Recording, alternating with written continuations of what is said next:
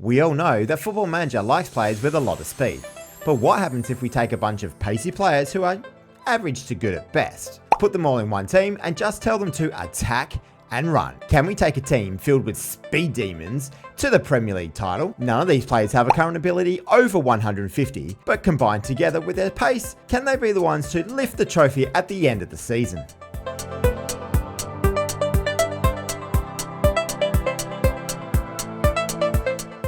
We do have a handful of good players with Karim Adeyemi, Adama Traore, Alvaro Garcia, Mickey van der Ven, and Miguel Almiron, to name a few. But they are playing around some very average players who never get anywhere near the Premier League. I mean, when you look at the attributes of Adeyemi Maeda, you couldn't possibly see where this guy is going to score goals, other than just outgunning his opposition. We are running with a relatively basic 4-4-2, and with that DM at the centre of the park, it isn't very strong. The keepers are also going to be a big issue, as outside of their agility, pace and acceleration, Briseño isn't quite good enough to be playing in the Premier League. First game of the season and we hosted Brighton, with Adama Traore opening the scoring, without the pace really taking effect.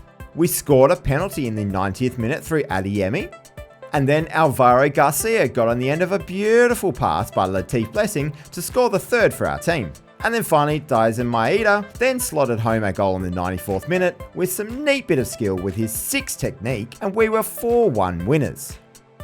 But just check out those stats. Brighton had all of the ball but couldn't get anything together, whereas we hit them on the counter-attack with 20 shots for our 4 goals. The first goal that really showcased our pace was scored by Maeda, getting on the end of some fantastic teamwork with a cross coming in from Adeyemi. Adeyemi just burst past his opponent to set up his Japanese teammate, and at the start of September, we were 3 wins from 3 games and looking pretty decent. Our first big test came against Chelsea in the middle of September, but it didn't go too well. We barely even touched the ball with only 23% possession after Adeyemi got sent off. A week later, we played Arsenal at home, and it was Adeyemi who slotted the only goal of the game for us to get the win. And just like the early games in the season, Arsenal dominated the possession against us, but we just didn't let them get any clean shots on goal while we had plenty of our own. After a couple of big 3-1 wins away to West Ham United, and then at home to Wolves, including this goal by Maeda, which was clearly influenced by his high pace, as we countered beautifully for the opener, it was then time to travel to the Etihad to take on Man City. After Kevin De Bruyne opened the scoring for City, Adama Traore jagged one back in the 14th minute with a calmly finished goal. Phil Foden scored for City, but then Traore scored again a minute later, this time clearly using his pace to full advantage as he ran right past the defence to score our second. And a couple of minutes later, Traore again used his insane pace to beat the Man City defence to slot one back for Adeyemi, who also ran right past defenders to score our third. City scored again through De Bruyne, but we got ourselves on the score sheet once more just after halftime, though this had nothing to do with pace as Garcia nodded home a floating cross. Could we actually beat Man City? Sadly no was the answer, as they scored 3 times later and won the game 6-4. Again, we made the most of our sheer lack of possession. This wasn't going to stop us as we bounced back with 2 wins out of 3 games in November, as we beat Everton 4-1, and then travelled to Bournemouth where we absolutely destroyed them 5-1.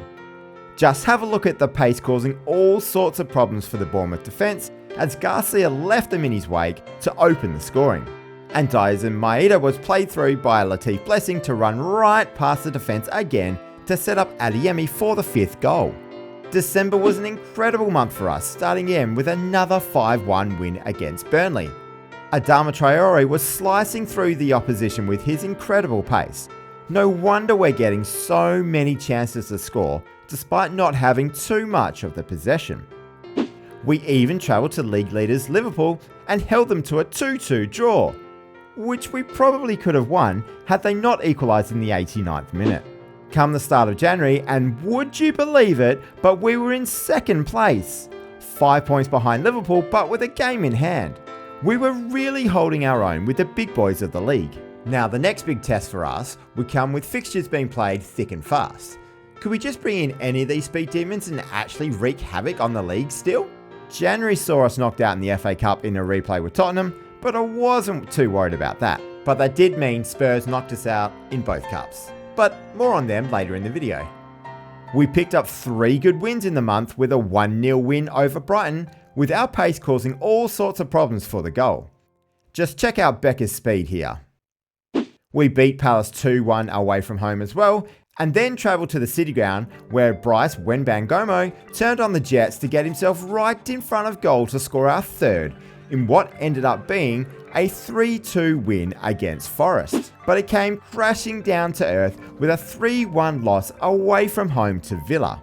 February was up and down as well, as we exacted some revenge for early in the season on Chelsea to beat them 2-0. Again, just look at the pace of Traore before crossing it to Geraldo Becker to nod home our first goal. The defence just can't go with us. But Arsenal then humbled us 4-0 at the Emirates. And that was followed by a pretty disappointing 2-0 loss at home to West Ham. Were we now starting to see teams figure us out? Well, Wolves certainly couldn't figure us out, as they let us score 4 times at the Molineux. And then we played host to City, the team we lost 6-4 to in September. City couldn't handle the pace of Adeyemi, as he was slotted through for the first goal of the game after just 11 minutes. Not long into the second half, and it was Adama Traore's pace that caused so many problems for City once again, as he blew past the fullback and crossed for Adeyemi's second. And Traore was the quickest to pounce on a loose ball as he powered his second goal of the game, and we beat City 3-0. We were 3rd in the Premier League at the start of April, but we had a game in hand on Man City.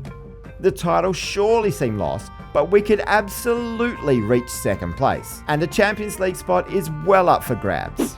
We started April off with a bang, with a big 3-1 win over Newcastle, despite our opposition scoring just 3 minutes into the game. We easily accounted for Burnley 2-0 at the Turf Moor in Burnley, before we hosted Sheffield United and beat them 3-2. Have a look at the ridiculous pace on Alvaro Garcia, as he doesn't give up on a ball down the left wing, and crosses it for eventually Latif Blessing to come in to score our 3rd goal. We finished off April with a trip to Old Trafford, and Traore used his pace down the right hand side to set up a goal for Adeyemi to finish off and draw the game 1-1. That set up a huge clash against league leaders Liverpool, who were 6 points clear of us at the time.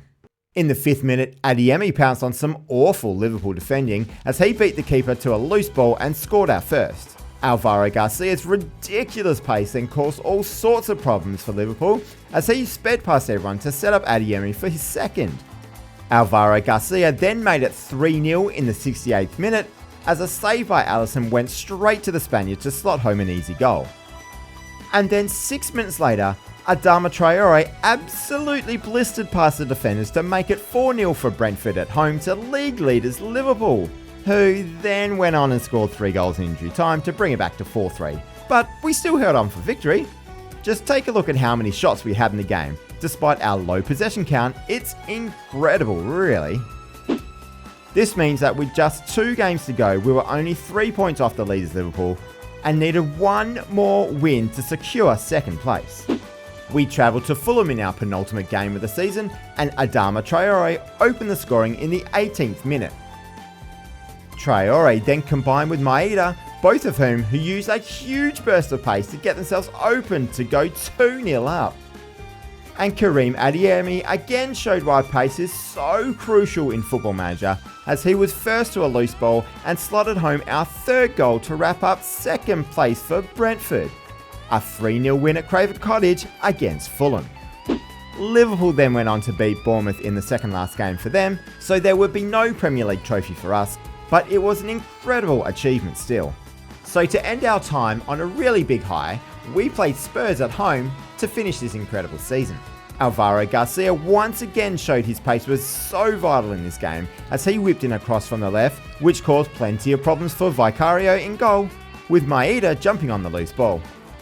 And while the 2nd goal didn't have too much to do with their speed, it was enough for our boys to go 2-0 up and hold off Tottenham to end the season on a 2-1 win at home. I genuinely can't believe how well this has gone. And if we look at the ratings, outside of Thomas Johansson with 1 appearance, we only had 4 guys get over 7 for their average rating for the season. but they were our front four of Traore, Adeyemi, Maeda and Garcia, and they were incredible. No one could handle their pace all season long, and they are definitely players you need to make sure you can bring into your team if you get a chance. Of course, if you've made it this far in the video, it deserves a like. And leave a comment down below if you are now going to have a look at people's pace and acceleration to make sure they fit into your side just perfectly. Subscribe to Mr. Apple's FM for more fun videos just like this, and of course the most important thing is for you guys to have yourselves a wonderful day.